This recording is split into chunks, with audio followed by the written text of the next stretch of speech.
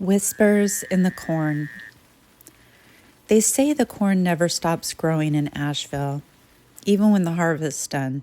Even when frost burns the stalks to dust, it keeps coming back. Taller, thicker, older than the soil itself. That's what the locals told me when I moved there. Just a traveling teacher looking for a quiet work. I didn't believe in stories back then. I didn't believe in much of anything. But that was before I heard the whispers. Asheville High was small, fewer than 200 students, all of them carrying the kind of restlessness that only small town bred. I came in as a last-minute replacement for a literature teacher who, according to the principal, had, quote, gone missing during the harvest. They said it casually, like people disappear all the time. My first week was uneventful. The kids were polite but strange. They avoided the windows after sunset, and they never, ever took the dirt road that cut through the cornfield behind the school. One day after class, I asked a student named Emily why everyone avoided it. She looked down at her desk. "Because that's where you hear them," she said. "Hear who?" "The ones who never left." She wouldn't say more. That Friday, I stayed late grading papers. The janitor, Mr. Rhodes, told me to lock up before dusk. "You don't want to be here when it starts," he muttered. "When what starts?" I asked. He stared out the window toward the sea of gold behind the school. The corn swayed without wind. "Just go home, son." I didn't. Curiosity or stupidity led me out to the field.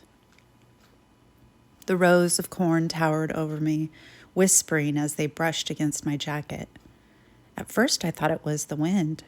Then I realized the whispers were words. Low, unintelligible, but definitely voices. I turned on my flashlight. The beam barely cut through the stalks. Then I saw something hanging from one of them, a strip of cloth, faded red, fluttering. I reached out and touched it. It was damp. When I pulled my hand back, there were letters carved into the stalk beneath it. "Help us." The light flickered, then I heard footsteps behind me. I spun around, but the rows were empty, just endless corn and shadow. My heart hammered as I ran for the clearing, but no matter how many turns I took, the rows kept twisting. That's when I saw them. Figures, dozens of them, standing motionless between the stalks, their faces pale, eyes hollow, clothes torn like scarecrows, left too long in the rain. When my flashlight passed over them, they vanished. Only the stalks remained. And then the whispers changed.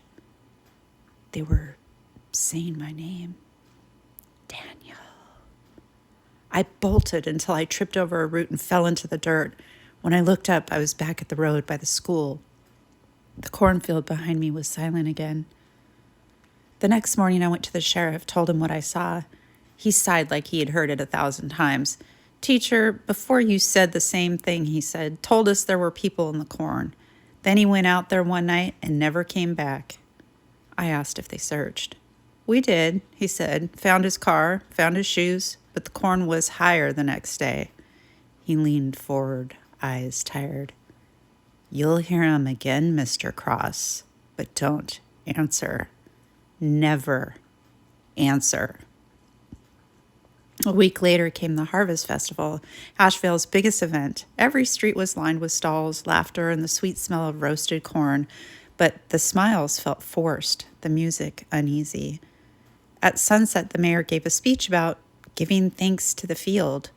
As the crowds cheered, I saw the children all wearing handmade corn husk dolls. Every single one had a red thread tied around its neck. I asked Emily what it meant. "It's to keep them away," she whispered. "The ones in the stalks." That night, fireworks lit up the sky, and I thought maybe I'd imagined everything. Maybe it was all small-town superstition, until the fireworks stopped, and I realized I could still hear crackling, not from the sky, but from the cornfield, like something burning. I ran toward it. The edges of the field glowed faintly red. Smoke curled from between the rows. Mr. Rhodes stood there holding a lantern. Behind him, a small group of townsfolk chanted under their breath. "You shouldn't be here, Daniel," he said.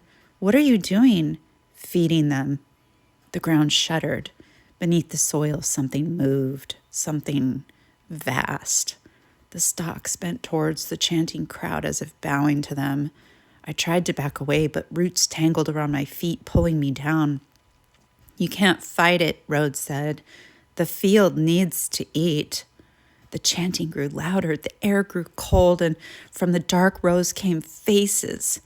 The same hollow-eyed figures I'd just seen, only this time they were whispering louder, reaching towards me. "Join us." I screamed, tore my legs free, and ran. The earth cracked behind me, and something massive rose, a shape made of stalks and soil, with dozens of faces woven into its body. It wasn't a scarecrow, it was the field. I don't remember how I got out, just running until my lungs burned, until the lights of town appeared through the fog. When I looked back, the cornfield was gone, just an empty patch of earth where it had stood, as if it had never existed.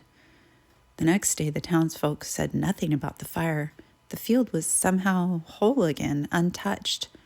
And Mr. Rhodes? His house was empty. Only his lantern remained, sitting at the edge of the rows. It's been 6 months. I left Asheville. I tell myself it was all a dream. Mass hysteria, exhaustion, but not real. But sometimes when I drive past a cornfield at night, I turn off the radio and I listen. And beneath the rustle of the stalks, I still hear them. "Daniel, we're still here.